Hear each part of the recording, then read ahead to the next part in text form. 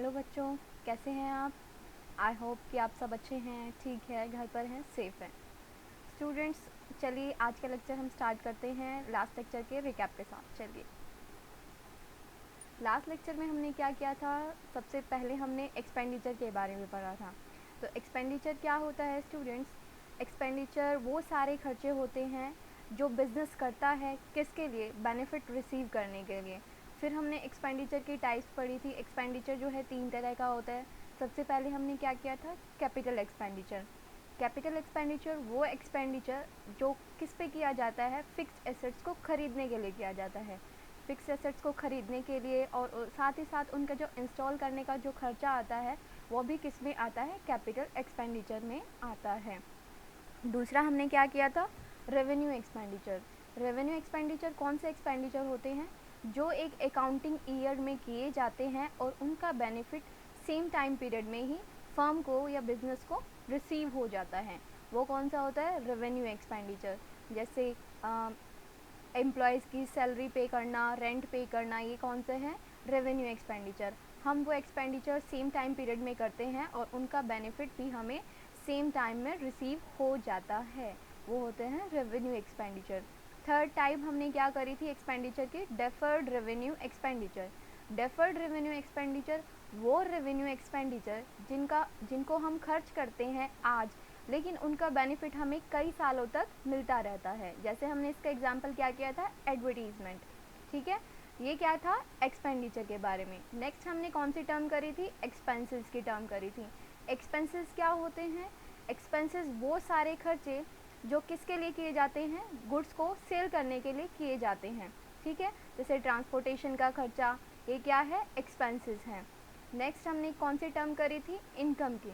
Income क्या होता है? Excess of revenue over expenses. ठीक है, रेवेन्यू ज़्यादा होना एक्सपेंसेस से। ठीक है, रेवेन्यू का क्या होता है? वो अमाउंट जो हमें गुड्स को सेल करके रिसीव होता है, वो क्या होता है? रेवेन्यू होता है।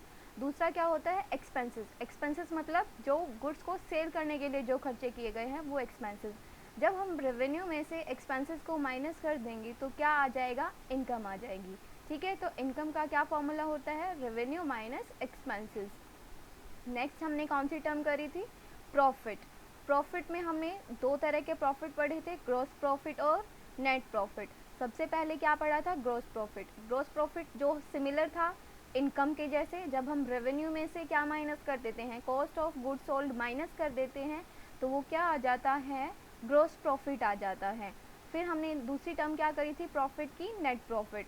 जब हम जो ग्रॉस प्रॉफिट निकल कर आया है उसमें से सारे ऑपरेटिंग और नॉन ऑपरेटिंग एक्सपेंसेस को माइनस कर देते हैं तो क्या बचता है? नेट प्रॉफिट बचता है।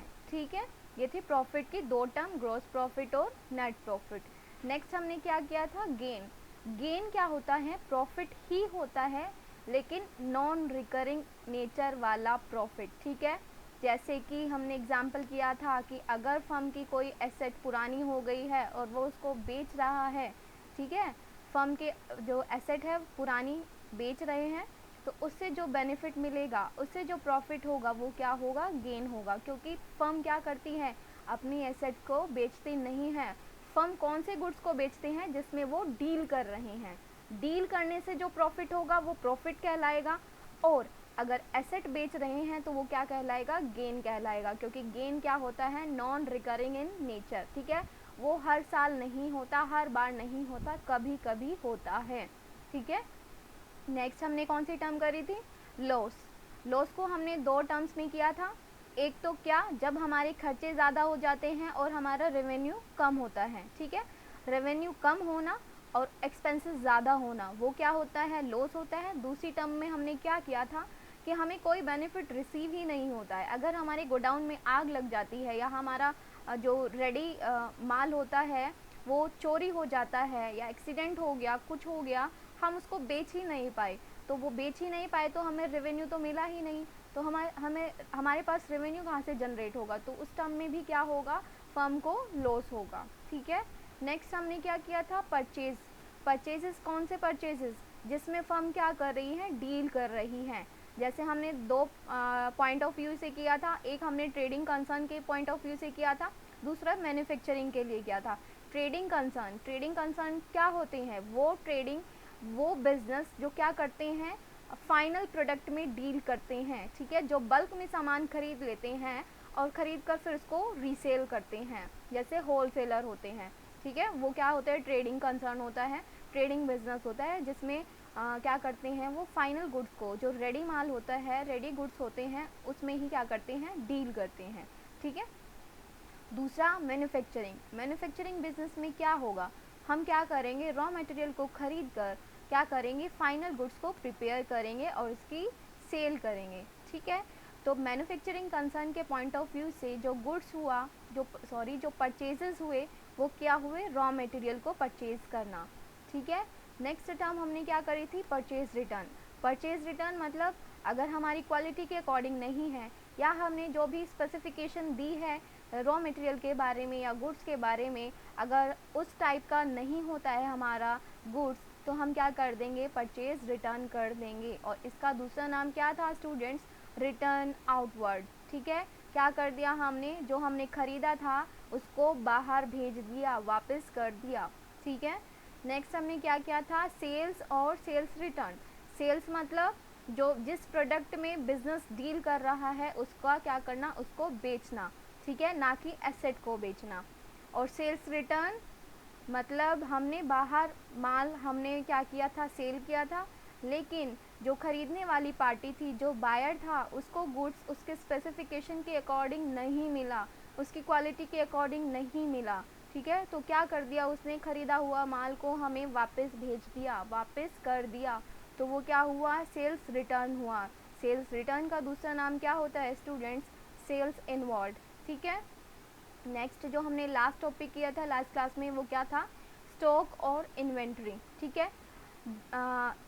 एक अकाउंटिंग ईयर में अगर हम जितना भी फिनिश्ड गुड बनाते हैं, ठीक है, और वो सेल नहीं हो पाता है पूरा, तो वो क्या हो जाता है, स्टॉक हो जाता है, स्टॉक कहलाता है। स्टॉक दो तरह का होता है, ओपनिंग स्टॉक और क्लोजिंग स्टॉक। ओपनिंग स्टॉक जो एक अकाउंटिंग ईयर की स्टार्टिंग में फर्म के पास होगा, वो ओपनिंग स्टॉक होगा। क्लोजिंग स्टॉक जो एक फर्म के पास at the end of accounting year होगा, वो क्या कहलाएगा, क्लोजिंग स्टॉक कहलाएगा। तो ये थी वो टर्म्स जो हमने लास्ट क्लास में करी थी।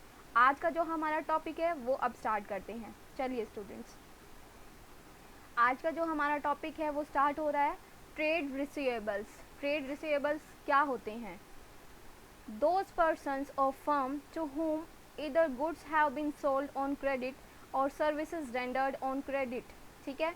वो बिजनेस, वो फर्म या वो लोग जो क्या करते हैं, गुड्स को क्या करते हैं, क्रेडिट पर, ठीक है, क्रेडिट पर सेल करते हैं या सर्विसेज को रेंडर्ड करते हैं, ठीक है। किस पर, क्रेडिट पर, ना कि कैश में। क्रेडिट पर क्या होता है, क्रेडिट ट्रांजेक्शन हमने पढ़ी थी। क्रेडिट ट्रांजेक्शन कौन सी ट्रांजेक्शन होती है, जो at the point of time जब सेल होती है, जब ट्रांजेक्शन होती है, उस टाइम पर जब अमाउंट ना पे होता है ना रिसीव होता है, वो क्या होती है, क्रेडिट ट्रांजेक्शन। और कैश ट्रांजेक्शन मतलब at the point of time जब ट्रांजेक्शन हैपन होती है, जब भी कैश का रिसीव होना या पे करना, वो कैश ट्रांजेक्शन में आता है। तो ट्रेड रिसीवेबल्स किससे रिलेट होगा, क्रेडिट ट्रांजेक्शन से। अगर क्या होता है, गुड्स को हम क्रेडिट पर सेल करते हैं, ठीक है, वो क्या किसके अंदर आएगा, ट्रेड रिसीवेबल्स के अंदर आएगा। ट्रेड रिसीवेबल्स के अंदर फिर दो टर्म आती है, एक है डेटर्स, एक है बिल रिसीवेबल्स। डेटर्स क्या होते हैं, द पर्सन और firm to whom goods have been sold on credit, जिसको हमने क्या किया है, सामान क्रेडिट पर बेचा है। जैसे कि अगर हमने राम को सामान बेचा, राम ने हमें पैसे नहीं दिए, राम ने कहा कि मैं 2 महीने के बाद पैसे दूंगा, ठीक है, मतलब आज सेल हुई, ठीक है, आज ट्रांजेक्शन हुई, लेकिन राम ने क्या किया कि वो 2 महीने के बाद पैसे देगा, ठीक है, मतलब क्या हुआ, क्रेडिट ट्रांजेक्शन, ठीक है। तो राम क्या कहलाएगा हमारे लिए, डेटर कहलाएगा। डेटर मतलब देनदार, ठीक है। नेक्स्ट क्या होते हैं, bills receivables. A bill of exchange, एक नई टर्म है, bill of exchange. A bill of exchange is written by the seller of goods on the buyer of goods, ठीक है। एक जो बिल ऑफ एक्सचेंज एक टर्म होती है, एक फॉर्म होता है, ठीक है।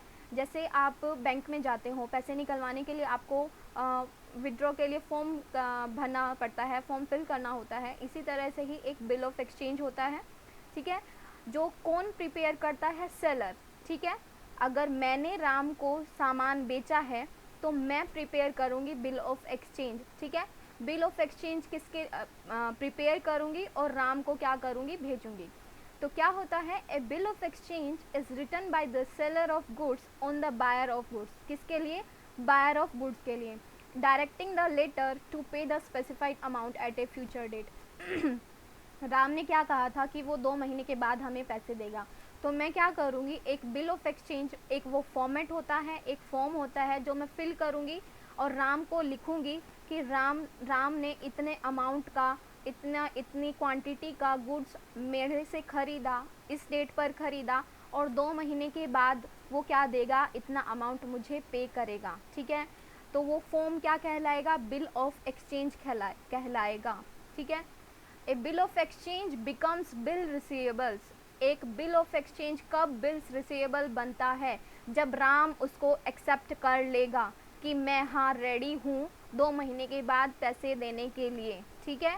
मैंने राम को दिया, तब तक वो बिल रिसीवेबल नहीं बना था, वो क्या था? बिल ऑफ एक्सचेंज था, ठीक है। वो बिल रिसीवेबल कब बनेगा? जब राम एक्सेप्ट कर लेगा उस पेपर को, उस बिल ऑफ एक्सचेंज को, और कहेगा, अपनी एक्सेप्टेंस दे देगा कि मैं 2 महीने के बाद आपको पैसे दे दूंगा, ठीक है। A bill of exchange becomes bill receivables for the seller of goods और services after getting the acceptance of the buyer of goods, ठीक है। ये क्या था? Trade receivables. नेक्स्ट टर्म है हमारी ट्रेड पेएबल, इसका उल्टा। Trade payables are the person or firm from whom we have either purchased goods on credit or we have accepted in writing to pay the specified amount at a future date, ठीक है। Trade payables क्या होते हैं? वो person या वो firm जो क्या करती है, जिन्होंने, ठीक है, सामान उधार ले रखा है, ना कि दे रखा है। अगर सामान हम उधार देंगे तो वो ट्रेड रिसीवेबल्स में आएगा, लेकिन अगर सामान उधार पर खरीदेंगे तो वो ट्रेड पेएबल्स में आएगा। फिर इसमें भी 2 टर्म आती हैं, क्रेडिटर्स और बिल्स पेएबल। क्रेडिटर्स क्या होते हैं? क्रेडिटर्स आर द पर्सन और firm from whom we have purchased goods on credit. मैंने राम से अगर सामान खरीदा तो मैं क्या हूँ? क्रेडिटर हूँ, ठीक है। राम से सामान मैंने खरीदा है, अगर मैं राम को बेच रही हूँ तो राम क्या है? डेटर है, ठीक है। तो क्रेडिटर्स आर द पर्सन और firm from whom we have purchased goods on credit, जिससे हम सामान क्या करते हैं? उधार पर खरीदते हैं, वो क्या कहलाते हैं? क्रेडिटर्स कहलाते हैं। और बिल्स पेएबल क्या होते हैं? Bills payable the buyer of the goods और services who accepts the bill of exchange drawn by the seller of goods becomes drawee of the bill. हमने अभी पढ़ा, एक बिल ऑफ एक्सचेंज होता है। बिल ऑफ एक्सचेंज को कौन prepare करता है? सेलर प्रिपेयर करता है। तो सेलर क्या होगा? ड्रॉअर कहलाएगा। उसको क्या करेगा? ड्रॉ करता है वो। तो सेलर क्या होगा? ड्रॉअर। और जो उसको एक्सेप्ट करेगा, ठीक है, बायर, बायर के लिए लिखता है सेलर। सेलर ने क्या किया? बिल ऑफ एक्सचेंज को लिखा, प्रिपेयर किया, और वो किसको दिया? बायर को दिया। तो बायर क्या होगा? जब बायर उसको एक्सेप्ट कर लेगा, ठीक है, कि मैं आपको पैसे दे दूंगा इस फ्यूचर डेट पर, ठीक है, तो वो क्या बन जाएगा? ड्रॉई, ठीक है। और ये क्या कहलाएगा? बिल्स पेएबल कहलाएगा। On the acceptance of the bill of exchange it becomes bills payable for the buyer of the goods, ठीक है। बायर ऑफ द गुड्स के लिए वो क्या बन जाएगा? बिल्स पेएबल, कि वो उसको क्या करना है? पे करना है इस फ्यूचर डेट पर, ठीक है। एक था, हमने अभी पढ़ा था बिल्स रिसीवेबल्स, ठीक है। जब बायर उसको एक्सेप्ट कर लेता है, ठीक है, कि वो 2 महीने के बाद पैसे दे देगा, तो फर्म के लिए वो क्या बन जाएगा? बिल्स रिसीवेबल बन जाएगा। लेकिन बायर के लिए वो क्या रहेगा? बिल्स पेएबल, ठीक है। फर्म के लिए बिल्स रिसीवेबल्स और बायर के लिए बिल्स पेएबल, ठीक है। नेक्स्ट जो टर्म है वो क्या है? गुड्स। गुड्स क्या होते हैं? Goods is referred as the product in which the firm is dealing, जिसमें क्या करती है फर्म? डील करती है। द आइटम्स सो परचेज्ड और प्रोड्यूस्ड अगर वो कुछ रॉ मटेरियल खरीद रहा है या कुछ प्रोडक्ट प्रोड्यूस कर रहा है, वो हमारे स्टॉक का पार्ट होते हैं, ठीक है। नेक्स्ट क्या है, coast. Cost is the amount of expenditure incurred on और chargeable to a specified product or activity, ठीक है। अगर हमारा बिजनेस कुछ गुड्स को प्रोड्यूस कर रहा है, उस गुड्स को प्रोड्यूस करने की जो भी सारे खर्चे हैं वो क्या कहलाएंगे, कोस्ट कहलाएंगे, ठीक है। नेक्स्ट क्या टर्म है, वाउचर। वाउचर क्या होता है, a voucher is a return document prepared by the accountant. जो कौन प्रिपेयर करता है, अकाउंटेंट प्रिपेयर करता है। Providing the evidence of a business transaction, जो एक प्रूफ होता है बिजनेस ट्रांजेक्शन का। हमने स्टार्टिंग में अकाउंटिंग की डेफिनेशन में क्या किया था कि हम फाइनेंशियल ट्रांजेक्शन को रिकॉर्ड करते हैं अकाउंटिंग में, लेकिन किसके साथ, एविडेंस के साथ। वही एविडेंस क्या कहलाता है स्टूडेंट्स, वाउचर कहलाता है। अ voucher is a return document prepared by the accountant providing the evidence of a business transaction. The evidence of a business transaction is called a source document, जिसको source document भी कहते हैं। जैसे कि purchase bills, जैसे कि आप क्या खरीद कर लेकर आए, वॉशिंग मशीन खरीद कर लेकर आए, तो जो सेलर है, जो दुकानदार है, वो क्या देगा आपको, बिल देगा, तो वो क्या है, प्रूफ है, तो वो क्या है, वाउचर है। वाउचर क्या होता है, बिजनेस ट्रांजेक्शन के लिए एविडेंस होते हैं, प्रूफ होते हैं, ठीक है। तो source document like purchase bill, sales bill, pen slip, ठीक है। जब कंपनी या फर्म क्या देती हैं अपने एम्प्लॉयर्स को, सैलरी देती है, तो वो उसका पूरा डिस्क्रिप्शन कि इस महीने में वो इतने दिन आया था, इतने दिन छुट्टी करी थी, इतने आवर्स उसने काम किया था, वो सारी जो डिस्क्रिप्शन है उसकी सैलरी के बारे में एक स्लिप पर लिखी होती है, वो क्या होता है, पे इन स्लिप होता है। तो वो भी क्या है, एक प्रूफ है, ठीक है। बिजनेस ट्रांजेक्शन के लिए एक एविडेंस है, तो वो क्या हुआ, वाउचर हुआ। All the vouchers are numbered and signed by its maker.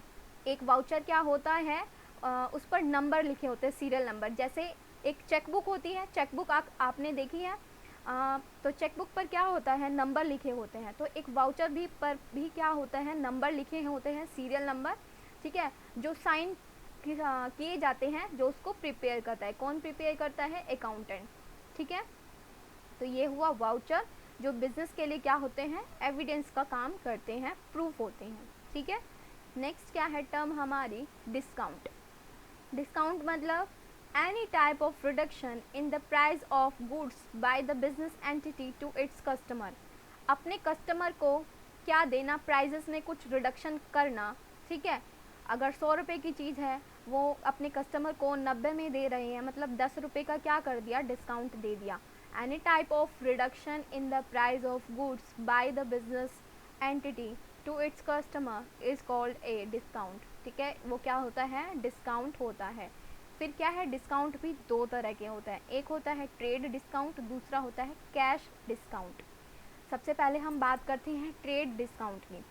When a dealer of goods is allowed reduction in the prices of goods at a fixed percentage on the list price, ठीक है। जब list price पर मान लीजिए 1000 रुपये की चीज़ है, 1000 रुपये पे वो कह देते हैं कि 10% का क्या है, डिस्काउंट है, ठीक है। तो 1000 रुपये का 10% मतलब 100 रुपीज़, 100 रुपीज़ क्या हो गया, ट्रेड डिस्काउंट हो गया। ये क्या है, फिक्स्ड परसेंटेज होती है लिस्ट प्राइस पर, ठीक है। तो by another dealer while making sales, और जब ये कब होता है, जब सेल्स करी जाती है, तो is called as trade discount. एक फिक्स्ड परसेंटेज किस पर, लिस्ट प्राइस पर, at that point of time of sales, ठीक है। जब सेल्स की जा रही होती है उस टाइम पर, जब डीलर क्या करता है, एक फिक्स्ड परसेंटेज क्या करता है, प्रोवाइड करता है, फिक्स्ड परसेंटेज की रिडक्शन देता है लिस्ट प्राइस पर, वो क्या होता है, ट्रेड डिस्काउंट, ठीक है। ट्रेड डिस्काउंट की एंट्री जो है हम बुक्स ऑफ अकाउंट्स में नहीं करते हैं। जैसे कि अभी मैंने एग्जांपल किया कि 1000 रुपये की चीज़ पर 10% का डिस्काउंट है, तो वो बायर को कितने में मिलेगी, 900 में मिलेगी, क्योंकि 1000 रुपये का 10% मतलब 100 रुपीज़, 100 रुपीज़ क्या हो गया, डिस्काउंट हो गया। तो 900 में क्या करी, बायर ने खरीदी। तो हम बुक्स ऑफ अकाउंट्स में जब एंट्री करेंगे तो सिर्फ 900 की एंट्री करेंगे, क्योंकि ट्रेड जो डिस्काउंट होता है उसकी एंट्री हम बुक्स ऑफ अकाउंट्स में नहीं करते हैं, आफ्टर रिडक्शन करते हैं। जब रिडक्शन करके जो अमाउंट आता है, जो बचता है, उसकी एंट्री हम किस में करते हैं, बुक्स ऑफ अकाउंट्स में करते हैं। ठीक है, याद रखना ट्रेड डिस्काउंट की एंट्री नहीं करते हैं। ठीक है, नेक्स्ट हमारी जो टर्म है वो क्या होती है, cash discount. When the debtors are allowed, debtors मतलब जिसको हमने सामान क्या कर रखा है, उधार पर दे रखा है। ठीक है, when the debtors are allowed some discount in the amount due to induce them to make prompt payment, ताकि वो अपने जो उन्होंने स्पेसिफाइड टाइम फिक्स कर रखा है, एक टाइम फिक्स होता है जब किसके केस में, डेटर के केस में, जब हम क्या करते हैं, सामान उधार देते हैं या खरीदते हैं। ठीक है, अगर हमने सामान अपना पुराना ही लेते हैं, अगर हमने राम क्या किया था, सामान बेचा था उधार पे, 2 महीने के लिए किया था, कि राम ने क्या कहा कि वो 2 महीने के बाद पैसे देगा। ठीक है, अगर हम क्या करते हैं, राम को कहते हैं कि 1000 रुपये की चीज़ है, चल तू उस पर 200 रुपये कम करके हमें 20 दिन के अंदर दे दे, तो वो क्या कर रहे हैं, जो अमाउंट उस पर ड्यू है उसकी प्रॉम्प्ट पेमेंट के लिए हम कुछ अमाउंट को क्या कर रहे हैं, रिड्यूस कर रहे हैं, तो वो क्या हुआ, कैश डिस्काउंट हुआ। ठीक है, प्रॉम्प्ट पेमेंट करने के लिए, तभी की तभी पेमेंट करने के लिए जब हम डेटर को क्या करते हैं, कुछ डिस्काउंट देते हैं, कुछ रिडक्शन प्रोवाइड करवाते हैं, वो क्या कहलाता है, कैश डिस्काउंट कहलाता है। फिर कैश डिस्काउंट भी 2 तरह के होता है, एक डिस्काउंट अलाउड मतलब हमने डिस्काउंट दिया, देते किसको हैं हम, जिससे हमें लेना होता है, लेना किससे होता है, हमें डेटर से। ठीक है, if cash discount is allowed to debtors, किसके लिए, डेटर्स के लिए, to induce them to make prompt payment. ठीक है, ताकि वो पेमेंट कर सके तभी की तभी, प्रॉम्प्ट पेमेंट कर सके, कौन, डेटर।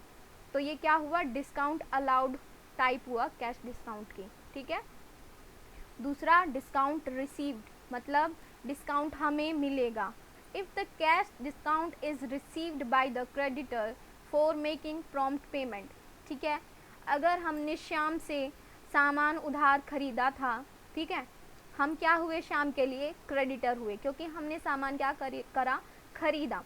ठीक है, श्याम क्या कहता है कि मतलब हमने शाम को बोला था 1 महीने के बाद हम पेमेंट करेंगे, लेकिन शाम कहता है कि मैं तुम्हें 300 रुपये का डिस्काउंट दे रहा हूँ, 300 रुपये कम करके तुम दे देना, लेकिन मुझे पेमेंट दे दो 15 दिन के अंदर।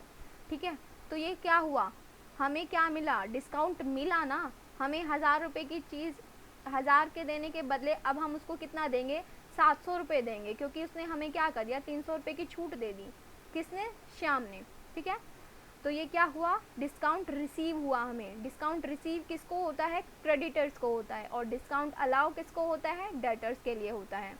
और कैश जो डिस्काउंट होता है उसकी एंट्री हम बुक्स ऑफ अकाउंट्स में करते हैं, ट्रेड डिस्काउंट की एंट्री नहीं करते। ठीक है, नेक्स्ट जो हमारी टर्म है वो क्या है, प्रोप्राइटर। प्रोप्राइटर कौन होता है, जो अपनी कैपिटल लगाता है बिजनेस में, जो रिस्क क्या करता है, सारे जो रिस्क होते हैं उससे कनेक्ट होता है, बिजनेस को मैनेज करता है, बिजनेस में इन्वेस्ट करता है। ठीक है, वो क्या होता है, प्रोप्राइटर होता है। Proprietor is a person who makes investment in the business, manage it and is responsible for all the risk connected with the business. वो सारे रिस्क जो बिजनेस से कनेक्ट होते हैं उनके लिए कौन रिस्पॉन्सिबल होता है, प्रोप्राइटर रिस्पॉन्सिबल होता है। नेक्स्ट टर्म क्या है हमारी, books of accounts. The term books of accounts refers to journal and ledger of business entity. हमने क्या किया था, प्रोसेस ऑफ अकाउंटिंग में सबसे पहले हम क्या करते हैं, जो फाइनेंशियल नेचर की जो ट्रांजैक्शन होती है उसको क्या करते हैं, आइडेंटिफाई करते हैं। दूसरा जो हमारा स्टेप आता है अकाउंटिंग प्रोसेस का, रिकॉर्डिंग करना।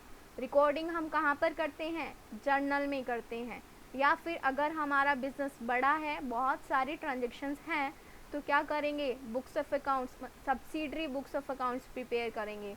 ठीक है, तो वही बुक्स ऑफ अकाउंट, चाहे जर्नल हो, चाहे लेजर हो, चाहे सब्सिडरी बुक्स हो, वो क्या कहलाएंगे, बुक्स ऑफ अकाउंट्स कहलाएंगे।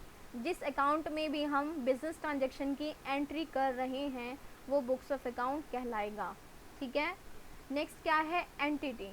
N entity in accounting language refers to an economic unit engaged in performing economic activity. जैसे मारुति सुजुकी, ठीक है, मारुति सुजुकी क्या है, अपने में एक एंटिटी है, उसका नाम। ठीक है।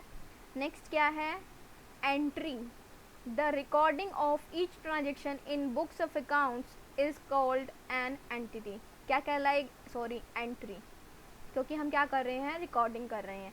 जब एक बिजनेस की बात हो रही है, बिजनेस के पॉइंट ऑफ व्यू से क्या बोलेंगे, एंटिटी होती है। जैसे मारुति सुजुकी वो क्या है, एक बिजनेस एंटिटी है। यहाँ पर क्या बात कर रहे हैं, हम एंट्री की बात कर रहे हैं। जब हम ट्रांजैक्शन को रिकॉर्ड करेंगे तो वो क्या कहलाएगा, एंट्री कहलाएगा। ठीक है। नेक्स्ट है डेबिट एंड क्रेडिट। लेजर जो अकाउंट होता है उसके दो पार्ट होते हैं। ठीक है। एक होता है डेबिट, एक होता है क्रेडिट। जो भी आपका लेफ्ट हैंड साइड पर होगा वो कहलाएगा डेबिट, और जो आपका राइट हैंड साइड पर होगा वो कहलाएगा क्रेडिट। ठीक है। The left hand side of the ledger is called debit side and the right hand side of the ledger is called credit side. ठीक है। Right side credit side, left side debit side ledger के। Next term क्या है, livestock. Animals like horse, ox, camel, etc. are used in transporting goods from one place to another by attaching them in cart. Thus, living animals are termed as livestock in business transaction. अगर हम कोई भी living animal को use कर रहे हैं business purpose के लिए तो वो क्या कहलाएगा, लाइव स्टॉक कहलाएगा। ठीक है। तो ये थे स्टूडेंट्स आज के जो हमारी नेक्स्ट कौन सी टर्म, अकाउंटिंग टर्म्स। हमारा सेकेंड चैप्टर है ना, बेसिक अकाउंटिंग टर्म्स, हम उन्हीं टर्म्स को पढ़ रहे हैं। ठीक है। थोड़ी और टर्म्स बाकी हैं जो हम नेक्स्ट लेक्चर में कंटिन्यू करेंगे। ठीक है स्टूडेंट्स, प्लीज़ आप इनको रिवाइज कर लीजिएगा, देख लीजिएगा। ठीक है। तो घर पर रहिए, सुरक्षित रहिए। Thank you.